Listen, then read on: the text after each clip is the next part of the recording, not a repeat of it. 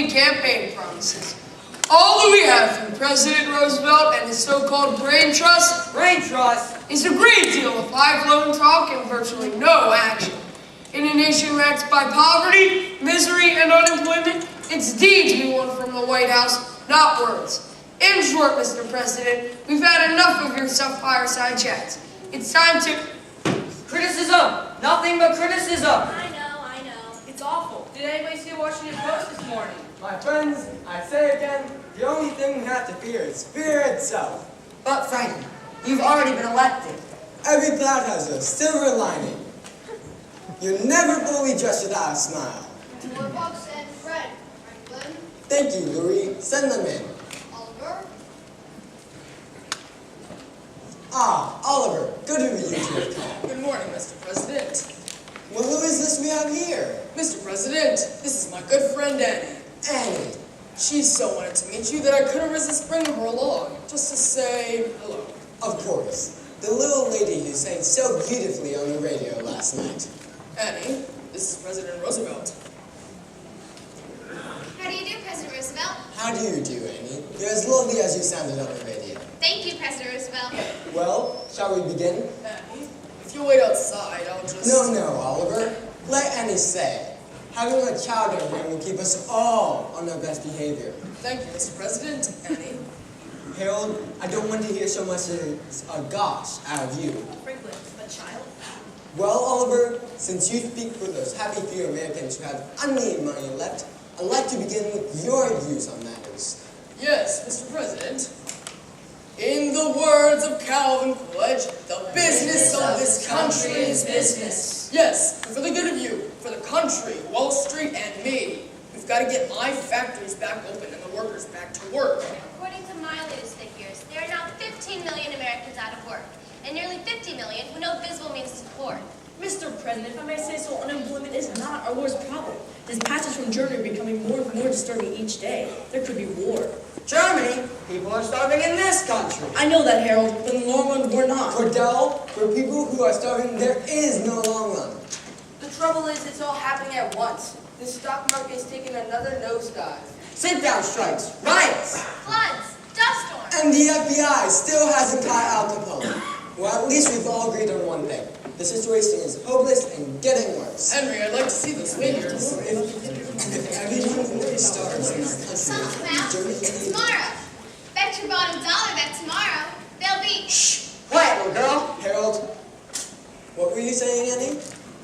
No, it's all right. Go ahead, my dear. It's still a free country. Just thinking about tomorrow. There's a way the cobwebs and the sorrow till there's none. When I'm stuck with a day that's gray and lonely, I just stick up my chin and read and sing.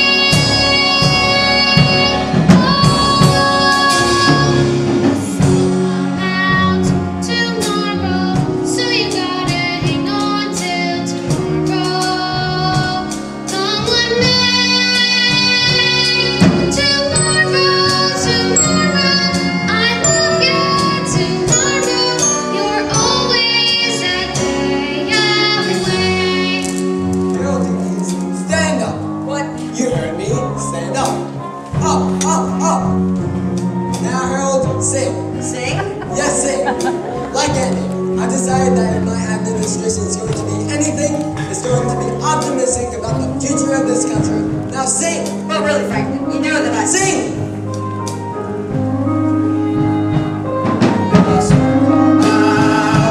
Louder, Harold. Bet your bottom dollar that tomorrow there'll be some Perkins.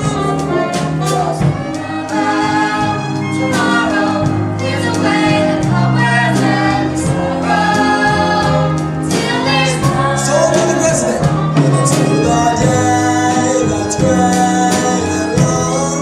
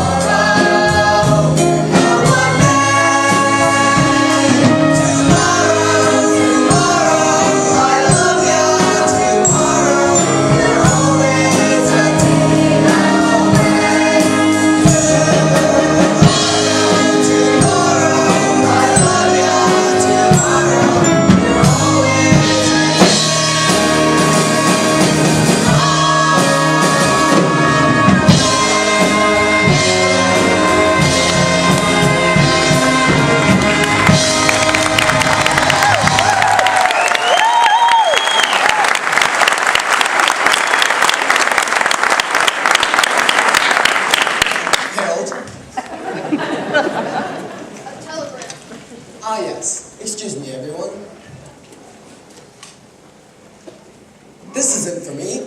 It's for you, Oliver, from your secretary in New York. Hundreds of couples demonstrate outside house, all claiming to be Annie's parents. Boy, Have begun to screen them. Suggest you return to New York at once. Signed, Grace Farrell. Well, Annie, it seems as though the Hour of Smiles has a few more listeners than we had thought. gee, hundreds of couples. One of them's bound to be my mother and father. Well, Oliver, I suspect you better get back to New York immediately. Yes, Mr. President, if you don't mind, Annie. Goodbye, everyone. Annie. Bye, Mr. President, and thank you. No, thank you, Annie. You're the kind of person a president should have around him. Mr. President, what if we set up 100 to 1,000 federal projects? Dams, Yes. Highways. Yes. New post offices. Yes. And put the unemployed back to work building. we can create 5 million jobs in 6 months. Wiggly bitches, millions off believing back to paying taxes. Build a country so strong that no one, including Chancellor Taylor, could destroy us anymore. Mr. President, the only thing we've got left to give this country is nothing less than a new outlook. A new vision. A new approach. A new concept. A new dedication. A new horizon. A new spirit. A new attitude. A new deal!